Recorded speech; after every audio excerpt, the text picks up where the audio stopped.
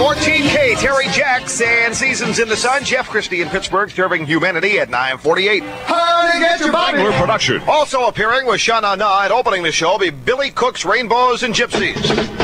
See the exciting Day of the Dolphin, rated PG, now showing at the Ardmore Drive-In. All right, Bellevue, so you may recognize the voice in that little radio intro. He is a well-known top 40 radio DJ from Pittsburgh's past. His name was Jeff Christie.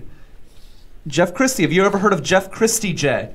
I have not. You've not heard of Jeff Christie? I have not. Jeff Christie became Rush Limbaugh. He worked in Pittsburgh first, his first job in radio. His second job in radio in Pittsburgh was at KQV, and they fired him, telling him that he would never make it as an on-air personality. Well, obviously that has come to be untrue, as he is one of probably a handful of the most influential people in radio history. I would put him underneath Howard Stern, but certainly up at the top. Good. But certainly up in that list. Whether you like him or not, you cannot deny that he has had this impact on radio.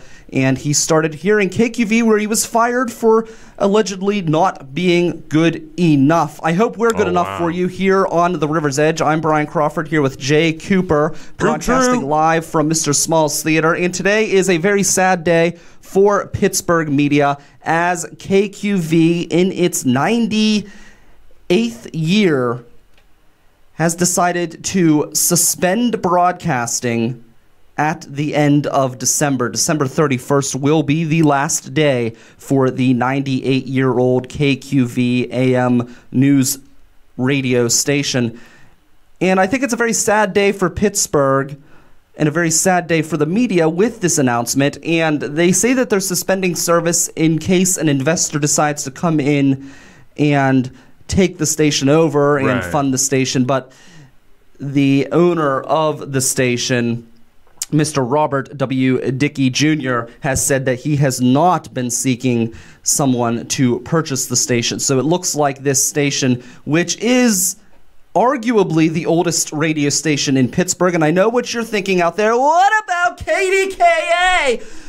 Well, KDKA is the oldest FCC licensed station in the United States of America, but KQV actually claims to predate KDKA in its actual broadcasting. So it didn't get the FCC license first. KDKA has that honor as an officially recognized FCC licensed station, but KQV claims to have been on air with regular programming first. So this is a very historic station. That's a long time. How long did you say? 93? 98 years.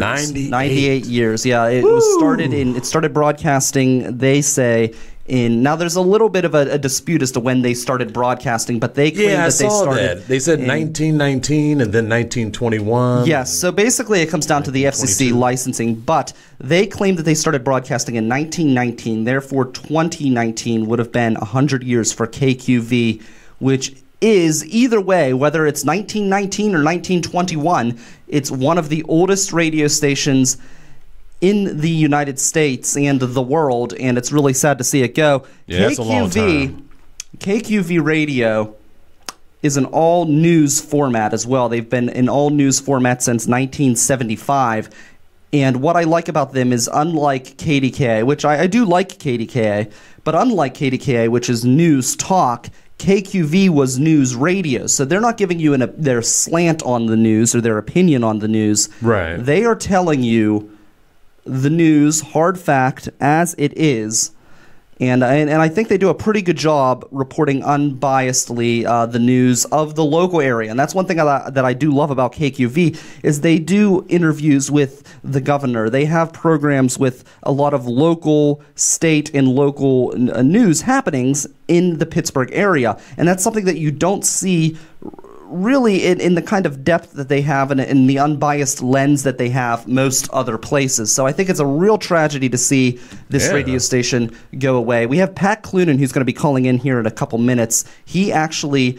He's a friend of the show. He's worked for the Daily News. He now works for the Indiana Gazette. He worked for the Herald Standard. But he also worked for KQV Radio in their newsroom. He's going to tell us his feelings, his thoughts on the issue, and some of his experiences at KQV. So he'll be calling in just a couple minutes. Okay. Have you ever listened to KQV?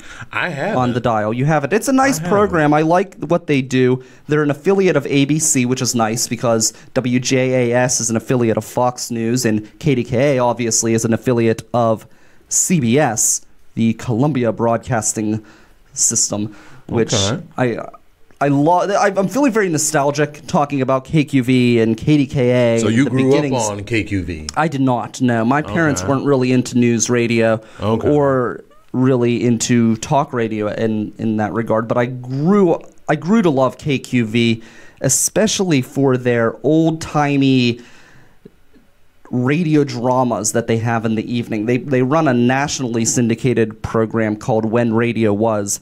And When Radio Was is a radio drama rebroadcasting program that runs a lot of different, mostly CBS radio dramas. And I really fell in love with one of them, which is called drawing a blank here. Johnny Dollar, which was an insurance investigator who told the entire story that you listen to through his expense account. So he would literally be going from place to place trying to uncover some insurance investigation, often related to death and murder and things like that. And he would do that, tell the story through his expense account. So he would go to the murder scene and take a cab, and he would mention how much he spent on the cab. And the running tagline was, when it comes to insurance investigating, he's an expert. But when it comes to his expense account, he's an absolute genius. Because he was always swindling the credit card companies. Or I wouldn't say swindling them, but he took them to the bank. He always used his expense account to get the biggest bang for his buck. We're also going to talk about today on this program how Pittsburgh is revisiting a piece of its history that it may have forgotten, which I think is interesting. It's something I have been calling for quite some time, and it looks like it may come to fruition. You'll have to keep listening later on in the program to find out what that is. Of course, we've got Cooper's Corner halfway through the program and the Hoodrat of the Week at the end of the program, which includes a bad Santa, a nasty Santa. We are in the second to the last program of River Talk for the end of the year. We've got today, and then we also have another program tomorrow night, live video, or Monday morning, 10 a.m. if you'd like to listen to us on the radio stream. And I will be joined by Joanna Lowe, who's a fantastic spoken word poet, and my friend Josh, who just wrote a book. He's an author, so we've got some great Pittsburgh talent to wrap up 2017. And I'm also going to talk about 2017 for me and the roller coaster it has been for myself and for this network. Obviously, the end of the year, end of an era with KQV.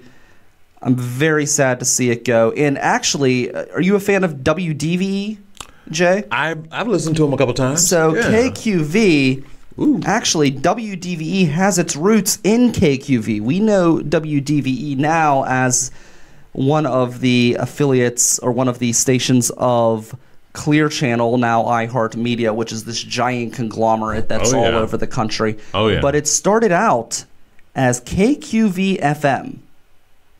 Really? That's where DVE started out as. So KQV now, it's a news station.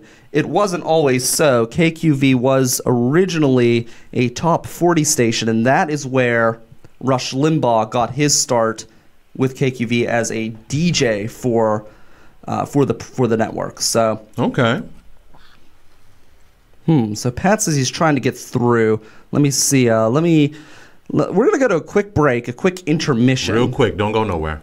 And when we come back, we're going to bring Pat Cloonan on the line. I'm very excited to talk to Pat. Pat is always a great guest, always has amazing stories. And I remember when I feel bad. Last time I talked to Pat on this program, it was when he was with the Daily News, and he had some really touching stories about what the Daily News meant to the community of McKeesport and the Mon Valley in that area, and I'm hoping he has some interesting stories about what KQV means to the Pittsburgh community as a whole, as a news radio program, and what we are losing with KQV's departure. So we've got Pat Cloonan. He's going to be up next over the phone, calling in from Indiana, Pennsylvania, where he's got his new gig with the Indiana Gazette, and he's up after the break here on Pittsburgh's Voice for Local Music, The River's Edge. The Double L Bar, Grant Avenue, Millville, Pennsylvania, reminding you that you're listening to the River's Edge Radio Network. Well, it wouldn't be my program without a bunch of fucking technical issues. All right, I gotta call Sprint. Sprint, the other day, just on this show, I was saying how I was wrong about Sprint. I was criticizing Sprint on AwesomeCast, saying how their service sucks. And I said, you know what, maybe I'm wrong about Sprint. I'm getting good service everywhere. Well, right now I tried to call Pat Cloonan from the phone, and it just wouldn't dial out. Wouldn't dial out. Luckily, Jay actually, what do you have? Do you have Verizon? What do you have? I have Metro PCS. Metro PCS. So apparently, like, they have service that actually works. Maybe I should switch to Metro PCS. We've got Pat Cloonan on the line. There we go. I can hear you now. All right, we've got Pat Cloonan finally. Pat, what cell phone provider do you have? Do you mind telling us? What's the question again? I'm sorry. Well, who is your cell phone provider? Oh, Verizon. Verizon. Okay, so we've got Verizon. We know they work. We know Metro PCS works. So I've got some options now that my Sprint cell phone network doesn't seem to take calls. New technology, old technology. Pat, you worked with KQV for how many years? I worked for KQV for most of the period between October of 1989 and January of 2000. There was a brief interlude where I tried to get a master's degree. That didn't work out well, and one day after I shipped all my materials back to the school in question, one of my close relatives passed away. So I'm sorry to hear that was a rather shaky period in early 1995. Other than that, I was with KQV, as I said, from October of 89 to January of 2000 when I went to the McKeesport Daily News. Now, what did you do with KQV? Did you report on the news on air? I was a producer. I was a producer. I edited. I wrote copy. I edited sound. I also edited newscasts on occasion. If they needed me as a reporter, I'd go out and report. That happened off and on. I also was a board operator, especially in the overnight shift at the station. And I also occasionally contributed materials from KQV to the Associated Press and to the CBS radio network. KQV was an affiliate of CBS for quite a few years during its all news days, and then of course later on it moved back to the ABC network. ABC once owned KQV, but far different situation more recently for ABC at KQV. But so that was my career in a nutshell at KQV. I was a writer, a producer. I was there for some rather significant stories, a major snow blizzard in 1993, the crash of Flight 427. I was there for quite a few things that KQV covered between 1989 and 2000. Wow, that's crazy. Yeah, the blizzard, I remember that blizzard as a child. I remember that too. Yeah, there was so much snow. We actually built igloos, tunnels through the snow at my grandmother's house where we had an apartment where we lived, and it was really a crazy time. What was the culture like at KQV? It was a good collegial situation. I mean, I worked well with editors, producers, anchors, and reporters. There was a time when we had some very noteworthy reporters, Walt Golden, Bob James, they certainly come to mind, Elaine Effort, who still is at the KQV, and anchors like Joe Fenn and P.J. Maloney and late Steve Lowell, whose passing stunned the heck out of me when I was trying to catch a newscast while at a Senate Assembly some years back, and I hear that Steve Lowell had suddenly died. So, I mean, there's quite a few milestones in my life that tie into KQV, and quite a few things about KQV that was worth being there and being part of an all-news experience,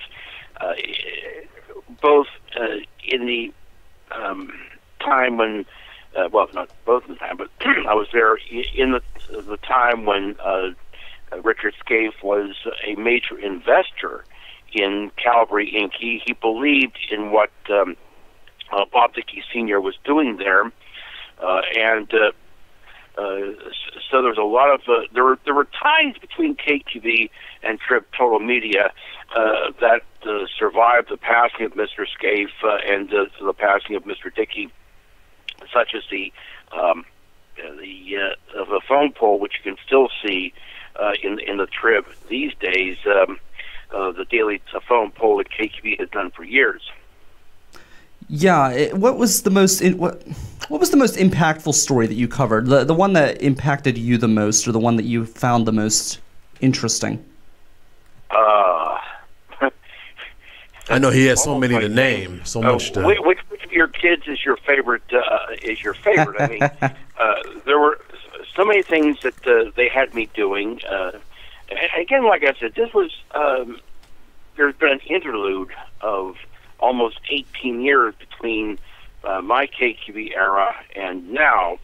I spent 16 years, of course, with the McKeesport Daily News, where I occasionally did voice some reports for KQV. It was still in kind of the Trib KQV tradition, because this was in a stretch where the Trib owned the Daily News. And then, of course, more recently, I've worked with the Herald Standard and now with the Indiana Gazette. So my career has been basically newspaper work for 18 years, although more recently I also was doing a weekly radio program on some stations in the eastern suburbs. So it's been a while. I would say that the most significant thing about KQV was working with the people there. I mean, Steve Lowell was a great anchor to work with in the morning. I also had a lot of good back and forth with Dennis Barbagallo when he was the Harrisburg correspondent for the Tribune Review, and also did daily reports on KQV. I noted something on Facebook this morning, somebody noting how he was a producer of Pitt football games when KQV had the contract for Pitt. I actually was a screener for calls on the coaches' shows that the KQV did as part of the Pitt football and basketball radio networks in that period, again, the late 90s. So I think I saw a lot of noteworthy people over the years covering people ranging from Sophie Masloff, when she was the mayor of Pittsburgh, to the various individuals I would pick up the phone and call and get on the air. Either I would arrange for the phone for the live line, or I would be doing the interview myself. Just so many people. It was quite an experience. It really was. Talk about the impact, Pat, that the loss of KQV is going to have on the Pittsburgh area, because I look at the other stations out there that might be in the same sphere as KQV, but none of them are really true news programs, are they? Outside of maybe WESA, but I feel like with WESA, they're always trying to prove how Pittsburgh they are, and they always seem to miss the mark, whereas KQV was... WESA is an interesting radio station, and one that certainly is unique in that, they do try to be a Pittsburgh radio station, but they seem more to be a conduit for the National Public Radio and BBC materials that they use. I mean, I don't know the inside operation at WESA. I actually may have had a better idea about 90.5 when Duquesne University still ran that station. I missed that. WDUQ. But as to the impact, KQV for 4 decades was a all-news station. It started off with the NBC News and Information Service, and then it just kept doing the news after NIS went out of business. It was CBS for much of its time, ABC more recently. So it's gone through a lot over the years. And strictly speaking, KQB is not all news all the time. No. They're certainly staffed 24 hours, but between 7 p.m. and 5 a.m., there was always a variety of other programs, talk shows, infomercials, old-time radio, and whatever was being aired overnight, more recently from Bloomberg Radio. So KQB had a lot of variety going for it besides the news. Now, as to the impact of KQB going off the air, you mentioned KQB was unique, but it was not the radio station it was in the time I was there, simply because I think that Bob Dickey Jr. and his late sister, and may God forgive me, I do not remember the woman's name, but she was actually the general manager of KQB after their father passed away. And then Cheryl Scott. Pardon me? Cheryl Scott. Cheryl, thank you. Cheryl Scott, thank you very much. I do appreciate that. I apologize. There's so many names that cross your mind about this. And I'll have to admit, I knew Bob far better than I knew Cheryl. But as to the impact, KQV certainly was a station that you could tune to.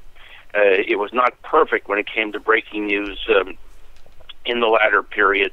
KDK certainly remains, I don't know if it's a gold standard, is still what you would say for any radio station in a market which is now down in the 20s. But you had KDKA with the CBS and all the things they had, KQB with all the things they were carrying. They were ABC.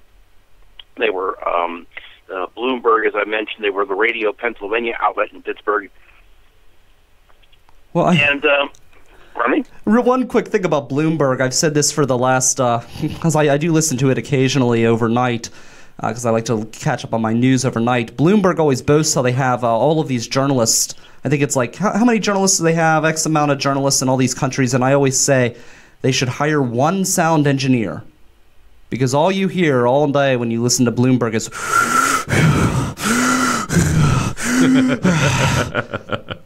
all over the air. Yeah. They must have the gain up to like just some obscene level. Other than that, it's great, but my goodness.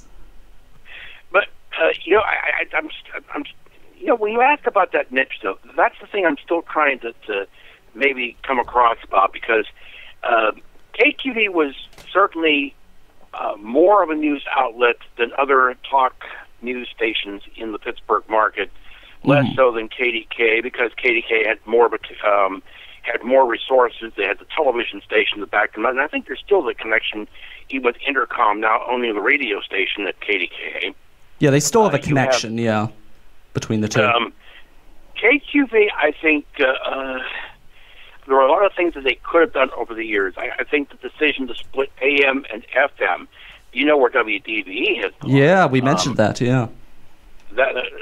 And then more recently, that KQB, I think, could have done itself a favor with an FM translator.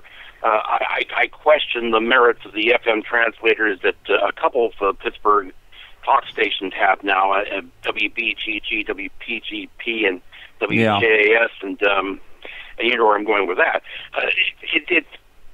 I think KQB could have done more, but I think that what they had, they gave it a game effort. I think KQB will be missed because it had its own people doing news. It's not like you tune to AM 1250, The Answer, WPGP, and WJAS, which is Iorio's radio station, but carries a lot of the iHeart Media talk shows. So it's they both get their news from a service which I think is connected was connected to Metro Traffic years back. That service provides an interesting newscast. I even worked for that operation briefly as a part-timer while at KQV. So I mean, there's just so much that the other Pittsburgh radio stations could be doing with news and aren't. The loss of KQB is going to hit Pittsburgh in the fact that it's going to be one less Mike flagged that means something on an assignment. Yes, you will have 90.5, you will have KDKA, but there will be something missing to not see Elaine Everett covering stories that she still has been doing for years. The live lines, the connection that KQB really was to Pittsburgh, and the historic connection. I can talk about the all news as I've been doing here, but KQB was historic on so many other levels.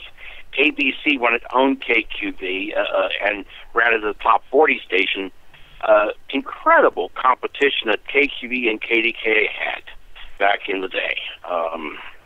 Well, there's a controversy about that too, isn't there, going back to who was first? Oh, yes, you go back, very good.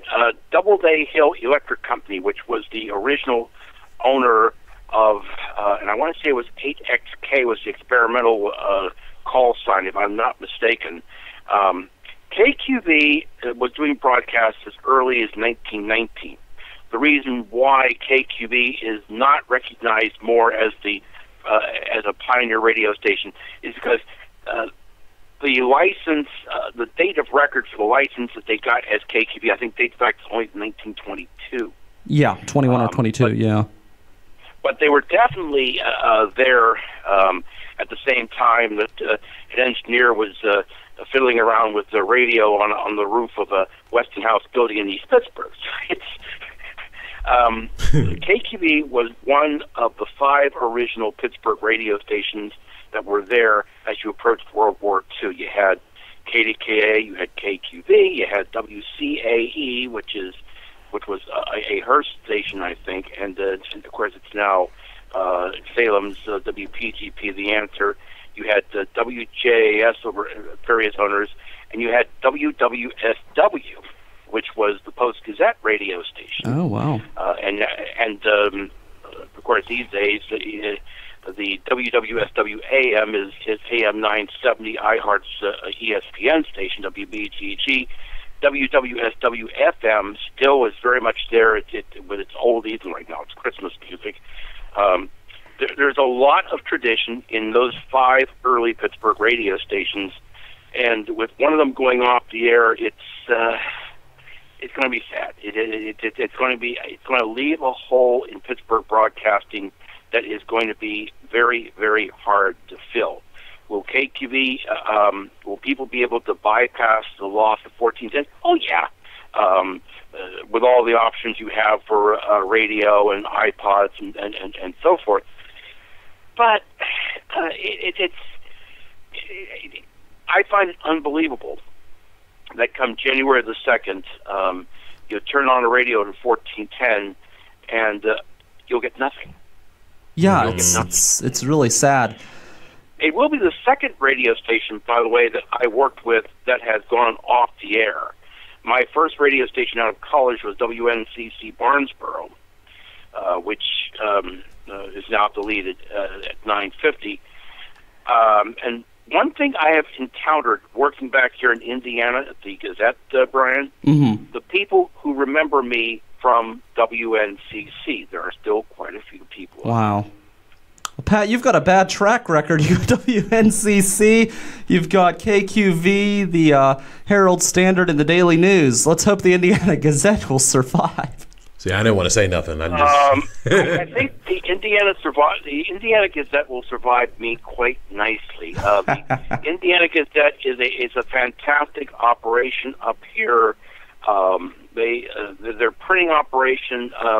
They print many of the newspapers that you see in Western Pennsylvania. They have their own sister paper, a weekly called the Center County Gazette in Bellefonte, and their presses print, for instance, the Leader Times from Tanning, the Pittsburgh Business Times, the Catholic Accent, the Greensburg Diocesan newspaper, the Catholic Diocese of Greensburg.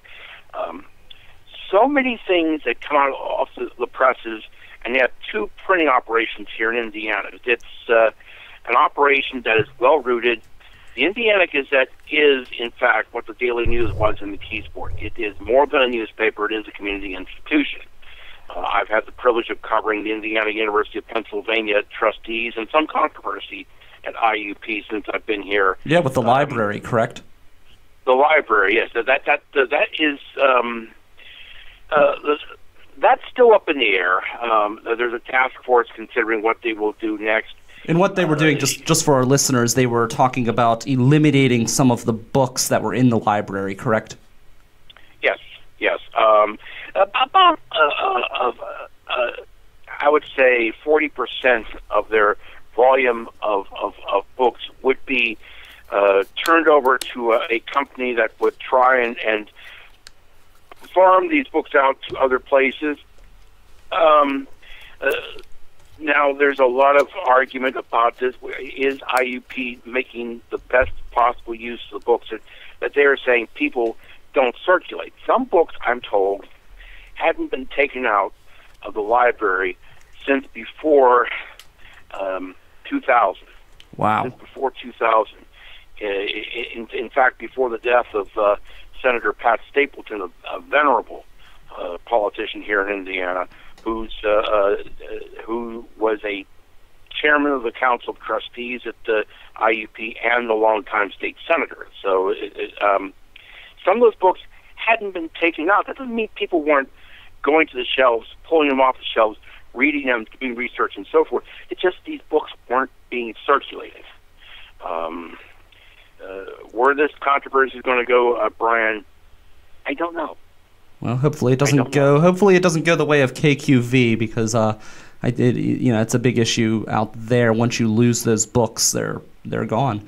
Pat, thank you so much. I really appreciate you coming in and just letting us know what some of your experiences were with KQV, this iconic station. It's really troubling to me to see it go, and I just wanted to hear a little piece of KQV history and myself from the source. Pat Cloonan of the Indiana Gazette, thank you so much. Brian, thank you. Take care. You too. That's Pat Cloonan for Jay Cooper. I'm Brian Crawford. You're listening to The River's Edge. And up next we have Cooper's Corner. But before we do, here's a little slice of history back from when KQV was that top 40 radio station that Patrick was just talking about. Power play, more music, power play, more music, power play, more music, power play, 14 KQV. Power play, more music, power play, 14 KQV.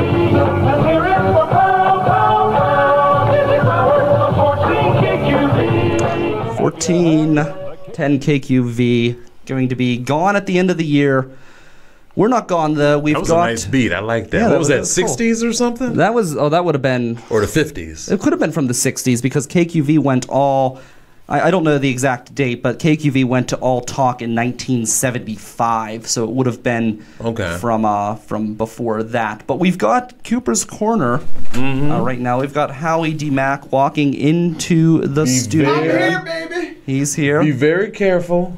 He's coming around the desk. Play by play. He's dancing around the light that we use to light the green screen for those of you who are listening.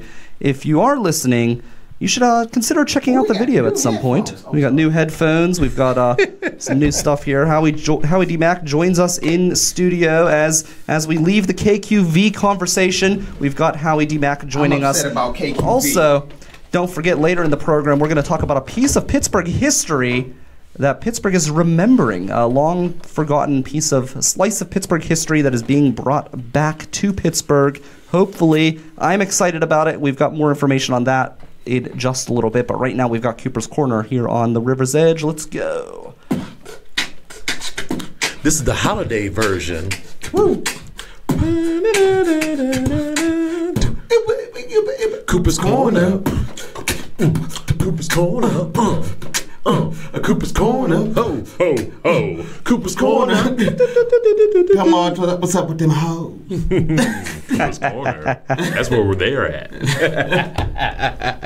Got you a hat, man. Got you a nice hat. And it lights up, too. Okay. Did you steal it like I taught you to? Did you get your shoplift on? Nah, I bought this one, man. Sucker. Bought that one. It was Sucker. it was only $1. That's a whole dollar. I wasn't going to jail for $1, man. You've learned nothing from me. I know. Cooper's Corner, people. And before I even get started with that, congratulations to the winners of the Pittsburgh Improv Comedy Contest. Uh-huh. Congratulations to Don Honor and Daniel Leggero. Leger, something like that. I can't remember his last name. Congratulations to Young Stu, and shout out to Ramsey Daniels, man. Funny ass kid. Yeah. We got to bring him in here one day. Yeah, we do. That would be cool. We seriously Who's this got again? to, man. Ramsey Daniels, funny guy. As soon as I knew he was in the competition, I already considered him a threat. I was like, solid set, real funny But the dude. guy that came in second, here's the funny part about him. I met him as I drive Uber, right? I'd encouraged him to come down. Now, 2 years later, he won. Right? Wow. Every time you talk to somebody, they win first place. That's crazy. How come I ain't win yet? Hey, why don't This talk is my to fourth Jay? time. Right? Maybe I over-talked for you. Yeah, you must over-talk, man, because this was my fourth time in a row. That's right, everybody. Jay Cooper, the Buffalo Bills of Pittsburgh comedy. I don't know. Maybe next year. But anyway, with Cooper's Corner, also, I wanted to add into what we did last week because what we was naming, like, weird holidays of the year and stuff. Right. And today is chocolate over everything day. So I have chocolate stuff. All right. I got donuts. And don't let me be the only one eating donuts, man. I will Come have on. a donut, absolutely. That one got jelly Thank in you. it, chocolate Oh, covered. jelly. Oh, what's this one? Cream. I want the cream. Yeah. You like Yeah. Oh, the one with the cream that's at the bottom. This will be good. This will be That's good. good? Glaze, Okay, yeah. how about you? You want something? You We trying got to ruin donuts my in the diet? studio. Man, Chocolate all How over dare everything you- today. How dare you ruin my diet? Which one's Man. So this is a good holiday, That's Jay. the one with the I cream like. filling. That's the Okay, one with the the cream, cookies on yeah. top. And People know I'm not much into sweets, but chocolate is one of the few that I really do get behind. You get to watch me ruin my diet on camera. fuck your diet, Howie. And while we're munching, we had chocolate cocoa too, but I ain't get around to nuking that. But all right, on to the story though. This is presented by the Associated Press. This happened on the 14th, so that was like a couple days ago. French police say that a homeless man found a huge amount of cash last week at a Paris Charles de Gaulle airport and was able to leave the complex with $300,000. Wow. Ain't that beautiful? I wanted to do like a holiday type thing because that feels like that feels like a Christmas feeling. You know what I mean? So two officers who were not allowed to speak publicly on the case, but they said that Thursday there was a video surveillance showing a man looking in the trash and leaning against a nearby door, and he walked out with $300,000, which in American dollars is $354,000. Kind of reminds me of this. That's a lot of money, people. He's gonna have a great Christmas. How they know he found money? The footage. Okay. They found the footage of him. Yeah. So they recognize him as a homeless man living in the airport area. He's being actively sought, which means they don't know where the hell he's at. He hopped on a bus ticket or some shit, or took a plane. Yeah, he lived at an airport. He probably just bought a ticket. Well, there's that bum.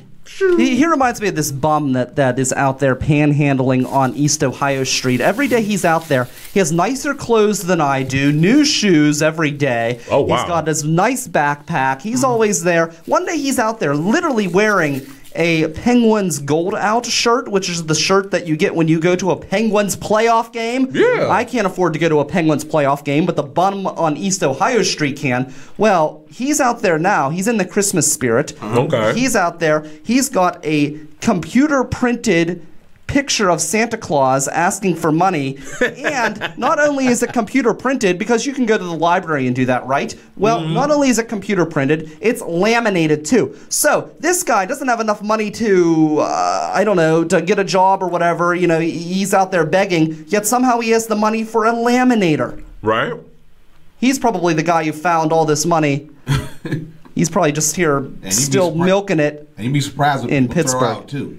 It drives me nuts. Homeless people make money, Here's the man. thing, okay, I understand. Like, you I go- feel you bad go for to people the who are trash and actually squirrel homeless, meal. but you know what? Like, this guy here, even if you aren't poor, even if you aren't homeless and you're just trying to take advantage of people, at least play the damn part. Wear some dirty clothes. Ruffle your hair up a little bit. Don't wear the Penguins playoff shirt. Wear the Penguins shirt from the early from the early 70s or something when the team sucked because you got it for free. I bet you he didn't even have dirt under his nails. No, he didn't. He's Manicured.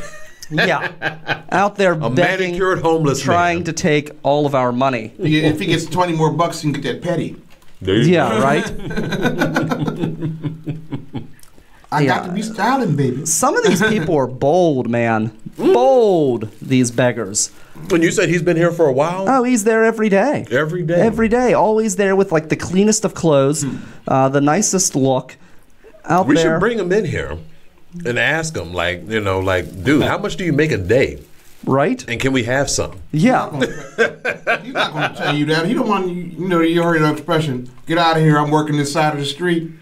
That's what he's going to Yeah. That's what he's going to say. Hey, if I supply him with donuts There was the one and guy- cocoa, maybe he'll come. Maybe. There was this guy on the other side Not these, though. of These the are street mine. who was like a super aggressive panhandler. This guy's nice. I will say for that about him. He may be well off in taking people's money, but he is nice. He waves to you. Even if you don't give him any cash, he still waves and smiles. He's a nice guy. The guy on the other side of the street, though, who I think was taken in for drugs, he's out there literally stopping traffic, walking up and down the middle of the street trying to get cash, and I think they hauled his ass in. I called the cops on that bastard. I'm like, you know what? He's causing a delay in my commute, and I will not stand for that. Yeah, I don't hear really you. care if you go out and panhandle, but do not slow down traffic. Right. It's kind of like the protesters. I'm all in favor of protesting, but man, when you get in the way of traffic, that's I have a problem. people with get pissed about that, and I now your understand. mess is messing with my mess.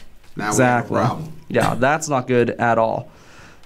So Pittsburgh is looking. Ooh, let me see if I can pull this up since I'm clicking stuff here.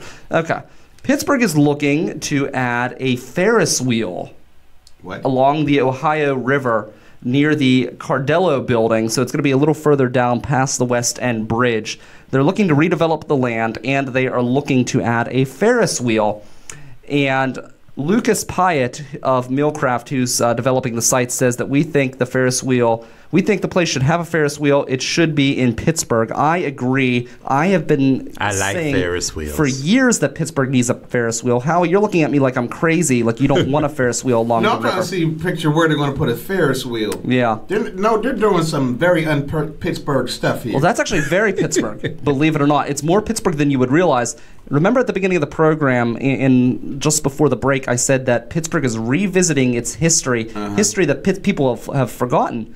The Ferris wheel was actually invented here, yeah. in Pittsburgh, and I always think it was a shame that there's not a Ferris wheel in Pittsburgh, and even Kennywood Park got rid of their Ferris wheel. So I think it's about time that we bring the Ferris wheel back to Pittsburgh. Yeah, you know what? Because when I go to like church carnivals and stuff, I've never seen one. They're still there. They're there. Every once in a while. Not the ones I go to. But we ones I need to go have. have Why a does Ferris every wheel other in city in the world have a Ferris wheel, but not Pittsburgh? Yet it was invented here. We should have the biggest. We should have the best Ferris wheel. Should we in go the bigger world. than London? Yes, Okay. I think we should. Bigger, Yeah. We call it better. the steel wheel. That's right. I like Steel that. wheel. The steel wheel. I like that. Somebody had an idea. There's all sorts of people going all crazy about this on social media. Somebody had an idea of making it look like trolley cars going around the Ferris wheel. I thought that was kind of interesting. That's not bad. That's not bad. Yeah, that's a cool idea. A lot of people were complaining about it, and I'm just like, you don't know your history. They don't know their history. I mean, we need a Ferris wheel here. And somebody As long as said, they don't knock down, they don't displace people. I don't care. As long as they don't displace well, people. this is a place a land that's already slated for redevelopment. So Okay. something's going to happen there no matter what. It's already something's going to happen there. So it's Whether gonna they be have like on the northern shore. Or, yeah, but it's going to be further down. It's going to be like past the West End Bridge, so it's not going to Oh, you be. mean by that stinky place? I guess Yeah. maybe I'm not sure. You know that what they do water treatment center. Oh, yeah. okay. Well, maybe they're trying to Yeah. freshen it up a little. Yeah, they need it. That is horrible. Soon you go up Ohio River Boulevard. Soon you get past the West End Bridge, the smell just smacks you all in the face. Okay. Yeah, so I'm excited. I think that's going to be great. I'm looking forward to that. It's kind of a bittersweet day because as you have KQV, a Pittsburgh staple, leaving, you've got the Ferris wheel coming. So, you know, I wouldn't say it's a fair KQV trade-off. just But told her they're just going to sell their station or just going to shut down. they're just going to shut down. They're suspending the broadcast on December 31st will be the last day. So come January 1st, there will be no longer a KQV. How many famous people now, I think, didn't even Rush Limbaugh work? Yeah, we mentioned that at the beginning of the show. On there. Yeah, man. Yeah, when he was there at KQV, he went under the name of Jeff Christie. His real name is Rush Limbaugh, not Jeff Christie, but he went under the name Jeff Christie, and he was fired because KQV said that he would never make it as an on-air talent and he should consider sales. And then he left KQV to become from. And then he got fired again. He got fired a bunch of times. Yeah. What was that one he said he was talking about, a WNBA player or something? Well, he worked for ESPN for a short time. Well, he keeps reinventing himself. Yeah. Yeah. I like the way you said that, reinvent. Well, you have to. I'm saying he didn't. The thing about it, no matter what he did, he has no filter. That's basically what you... Well, why don't we have jobs then? Right. He's somebody we could look up to. I don't know if I want to look up to Rush Limbaugh. No, I don't mean like we talking about say what we want. We're talking about famous wives. We're talking about keep finding a job no matter what we say. Money, making a lot of cash. Yeah, I'm okay with that. But not the way he's done it though, because he goes out like if you remember the last hurricane, he's down there telling people in Florida that it's fake news and they're just trying to push the global warming agenda. And people, but my house is just floating down there. He told other people that they shouldn't leave in Florida where he lives, and he hightailed it out of there. So, he's a bastard. Call from his suite in New York. Stay there. Something I would have done. Right. Not a big fan of Rush Limbaugh. No, I'm not. I haven't listened to him. Do you remember that dumb thing where they put the cheese in the crust? They wanted you to eat the pizza backwards. I remember that. Oh yeah, I do remember that. Yeah. I used to love that pizza. Why were you not a fan of that, Howie? It was like, it was one of the things, you rush out to buy, you be like, Yeah. You bought it because you wanted to try it. Out and you're like, I'm not impressed. Yeah. No, I feel that. Little Caesars, bring back the smokehouse pizza. Well, let's, I just wanted to... Did they? Shit, we're going right after the show. I'll make room. Let's roll right along into the Hoodrat of the Week, the Christmas edition of the Hoodrat of the Week. Let's cue that music. I'm not used to Jay being so organized right now. I know, this is great. I do the same thing on my Sunday show now. I've got the little tablet because somebody else engineers that show. Makes life a lot better, doesn't it? Yes, it does. So right now where it's not working. Look, we came. We saw. Yeah, the technical difficulties. Yes, it is. That's been the name of this show today. Technical difficulties. I'm gonna put that actually in the title of the show. I think that should be the show title for today. Technical difficulties. Ooh, we should call that our future podcast show. Technical difficulties. Yeah, so you can't even say it right. Technical difficulties right there. Yeah, I sound like I got a lisp or something. All right. Why is my do we shit have the freezing on story? me? We do have the story. My phone, my tablet is freezing, but it's another. It's a bad Santa story. Yeah, a bad Santa story, and whose name I'm trying to pick up right now. Basically, just throwing it out there. A man was trapped in a chimney. That's basically what the story is about. It's about a man trapped in a chimney. We got the picture of him, right? Yeah, I can pull that up right now. Yeah, put that one up because the guy, the look on his face with all that. There's the chimney. I have the chimney. Do you want the chimney or do you want him? You could put, either one. Well, we got the chimney up right now, so if you were looking at the video, if you're not looking at the video, we'll describe it for you. This chimney is like it's a very square chimney. I will say that. It's a very spacious chimney. Very. But it's also a very old chimney. You can tell that this is an older property, I would believe. The chimney looks a little old, but it is spacious. A human being, a small human being, could fit down this chimney, which I always kind of thought it was funny that Santa Claus is said to come down through chimneys, because most chimneys are not like this. Most chimneys are very, very small, right? And even a small animal couldn't fit down the chimney, let alone a big man. Right, and this guy, he freaking did it. This actually happened. So he did come down the chimney. He got the way down. Yeah. This this happened in Citrus Heights, California. This happened this past Wednesday. Burglary suspect arrested after becoming lodged in a chimney while trying to break into a business, and then he called 911 for help. Yeah, he looks like hell. 32-year-old Jesse Barube taken into custody Wednesday. He slid down the chimney of the business trying to break in, but he got stuck. And although he was trapped, he was able to move just enough to reach his phone to call 911 to get him out. Hey, this 911. I'm embarrassed, but I'm stuck in a chimney. I know, right? I was trying to break into this place, and I'm stuck. No, he was like, I just asked, what were you doing? Failed miserably. That is a holiday fail, and I have been researching all night to try and find something, and I'm glad I found this guy. And then one of the comments from the police was saying, Criminal Santa does not have the same skills as the real deal. But this guy Baroob, he wasn't hurt, and he's being arrested on burglary-related charges. And Mr. Baroob, that's why I'm calling you my Hood Rat of the Week. They had to break the Christmas edition. My holiday Hood Rat of the Week. I like that. I like that. Yes. So what are you guys doing for Christmas? Do you have any plans? Watching the game. Anyway. What game is going on? Steelers versus Texans. Oh, really? So I'm so out of the loop. I don't know anything. Oh, please let the Patriots lose tomorrow. Please let the Patriots lose tomorrow. That's who we're playing tomorrow. That's Yes. right. I did hear that. Yeah. Yes. Is Tom Brady in the game or not? There was some sort of in the game. What was going on? They said something about a controversy. There's no controversy. Okay. They got the only thing was they got their ass whooped on Monday. Thank you, Miami. I did hear that. But Yeah. I told that was going to happen. I told him. Yeah, he did tell me that was going to happen. We should have put money on that shit. Dolphins always win. Every other year, the Dolphins beat them. Well, you figure they don't win nothing else. So when they beat like a big team, that's like a Super Bowl to them. Yeah. Because they're not going to the playoffs. So This year, I always work on Christmas night. I have to go into my overnight job, and usually I'm with the big family party, and it's kind of so I enjoy going to the party, but you get there early, you're there for so long, and then you just feel like leaving, but you feel guilty leaving, and work is a great excuse because you can't just.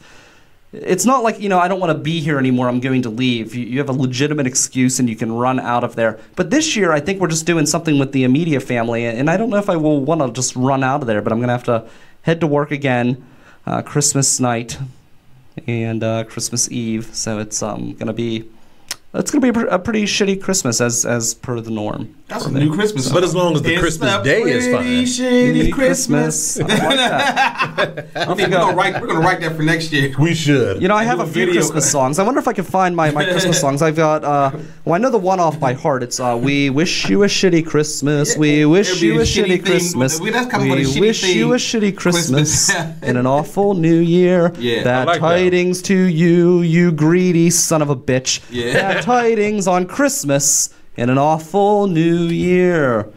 I like that.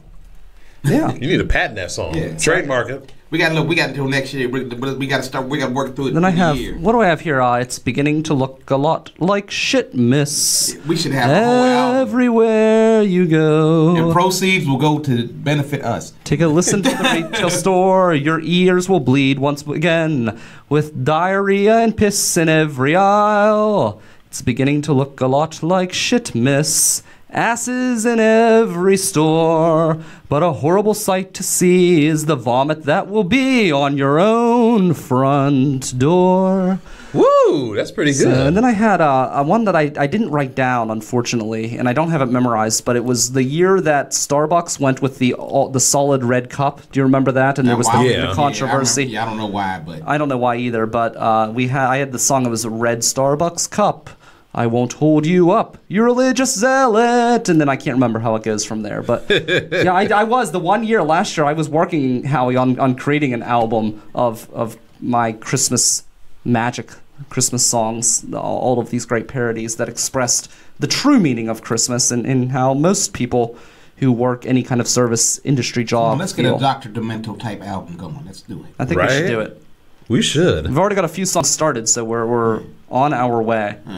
I'm trying to remember What's your least favorite thing about Christmas? The gifts.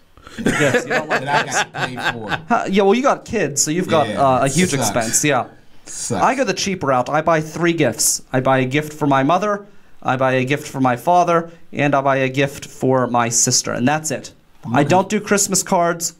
No. I just won't do it. People all send me cards, and you know what? That's fine. If you want to send me a card, I appreciate it. Make sure there's money inside of That's it. true. Matter of fact, skip the card and just give me money. cash. Yeah, give me the cash. Just hand deliver the cash. Actually, I don't want to. Or you can send it to send it to me. Here, I can plug it in. Samsung Pay play this. or Apple Pay. I did a Christmas spoof years ago.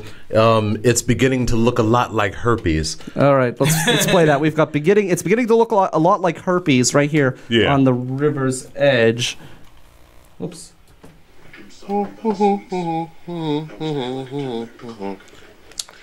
It's beginning to look a lot like herpes. A joy to everyone. At first it was small to see, but you said that it burns when you pee. and you can feel some little bumps on your balls. It's beginning to look a lot like herpes. You should have wrapped it up. It's impossible to ignore, and I'm sorry, but there's no cure. I'm afraid you're fucked. That's fantastic. Oh my God, that is so good. I can't believe I found that. That's excellent. So, good way to end the show with Yes. a little bit of herpes for everyone. Happy herpes, everyone. The gift that keeps on giving. Right? So, as we got on our microphones and faded out of sight, happy herpes to all, and herpes, a good night. Yeah, I'm not sure how much of a good night that is. I don't know. It's not a very good night. Can't sleep on your stomach. All right, tomorrow night it is my last broadcast of the year. I have Joshua Tarquino, who is a writer. He's going to be coming in. And we also have Joanna Lowe, who is a fantastic spoken word poet. She'll be in as well. She's also in a new group. Yeah, what do you guys have coming up? We got a lot of stuff coming up. This Wednesday, on the 20th, right? Yeah, on the 20th, we are hosting, me and Howie are hosting our own open mic. Midweek Mike. That's the name of the show. Midweek Mike. Midweek Say Mike. it again. So they say Midweek Mike. That's right. At the Hidden Pub on Atwood Street in Oakland. Come on down and sign up. Come on down, sign up, man. It's every Wednesday night, 8 p.m. So come on down to that. Then on the 22nd, me and Howie are doing a show for the Comedy Sauce Christmas special. That's ran by Aaron Kleiber. Yeah. There's a whole bunch of local comics are going to be performing at that at the Pleasure Bar in, I think that's Bloomfield? Yeah. In Bloomfield. That's a free show. Come to that. And then on the 28th, me and Howie will show support for Christina. We're going to be performing for her 5 Minutes of Fame over at the Ace Hotel on Thursday the 28th. I need to start writing this stuff down. Yes. And then people have been constantly asking us, when are you bringing back Pick Your Poison? Well, we have a date.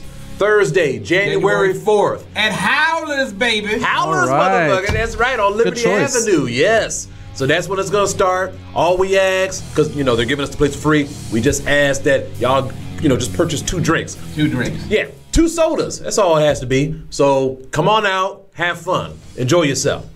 Very good. So lots of good stuff to look forward to. Be sure to tune in tomorrow night. We'll be live at 7 p.m. on the Facebook Live feed and at riversedgepgh.com/live, and then that will rebroadcast in audio the next morning, 10 a.m. at riversedgepgh.com. Your intro exit music has been Scumbag Inc. Thank you so much to Pat Cloonan for calling in and sharing his experiences working at KQV Radio, which you can only listen to Thanks, Pat. for a few more weeks. Hey, Daily. Thanks to Jay. Thanks to Howie. I'm Brian Crawford. You're listening to Pittsburgh's voice for local music, The River's Edge. Later, bitches. Woo!